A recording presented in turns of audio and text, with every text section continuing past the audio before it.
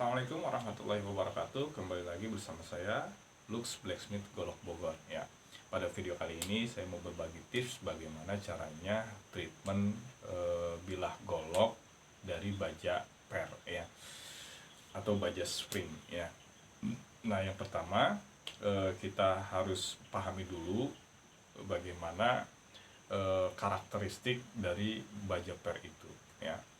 Nah, yang pertama yang harus kita pahami adalah bahwa baja per ini memiliki kandungan karbon, terus kemudian mangan, ketiga silikon, keempat fosfor dan sulfur.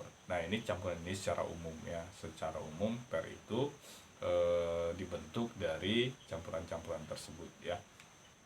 Nah, terus karakter yang paling dominan dari campuran itu adalah silikon. Nah, silikon secara umum rata-rata di baja per itu mengandung 0,90% ya.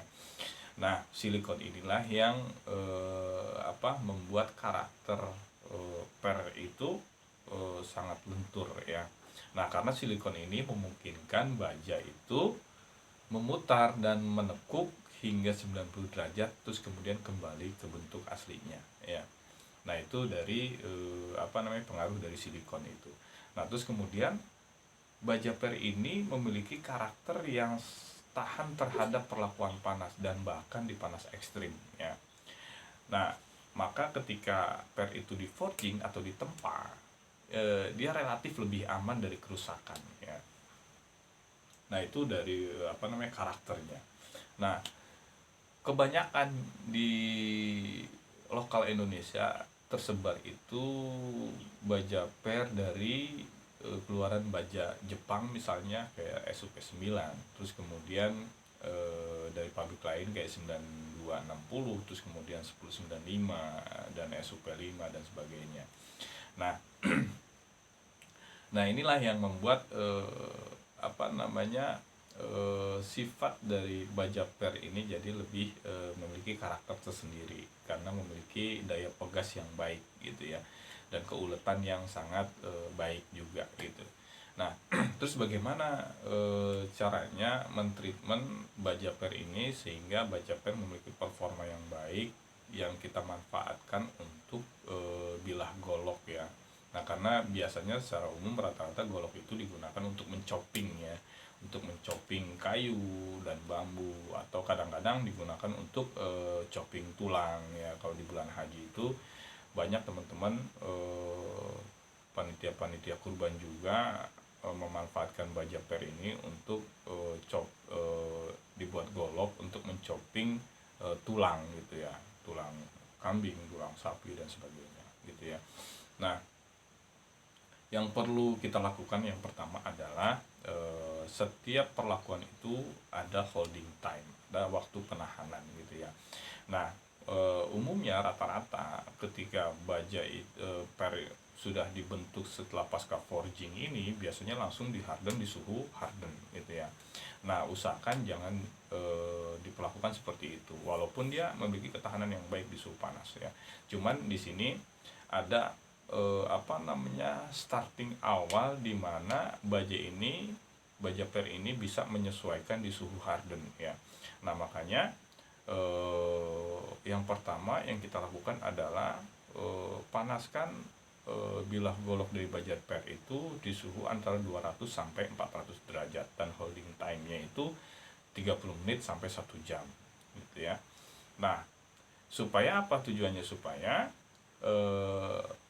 kristal atom baja per ini menyesuaikan diri untuk naik ke suhu harden. Jadi nggak stressing ya, stressingnya nggak terlalu parah gitu ya. Nah, terus kemudian selama waktu holding time ini kita panaskan juga media quenching yang saya rekomendasikan oli ya. Oli itu sudah cukup bagus gitu ya. Nah, oli ini kita panaskan dengan kompor atau dengan apalah, yang penting dia panas gitu ya. Nah, ketika selesai waktu holding time di suhu 200 sampai 400 derajat baru kita taikkan di suhu harden antara 700 sampai 800 derajat. Nah, suhu harden ini holding time-nya kita bisa tahan di 10 menit sampai 15 menit ya. terus gimana kalau kita lebih lama nggak ada masalah dan lebih bagus gitu ya.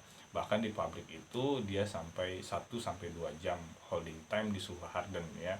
Nah ketika kita sudah harden, kita tahan di suhu harden itu selama 15 menit, baru kita quenching di oli yang panas itu gitu ya.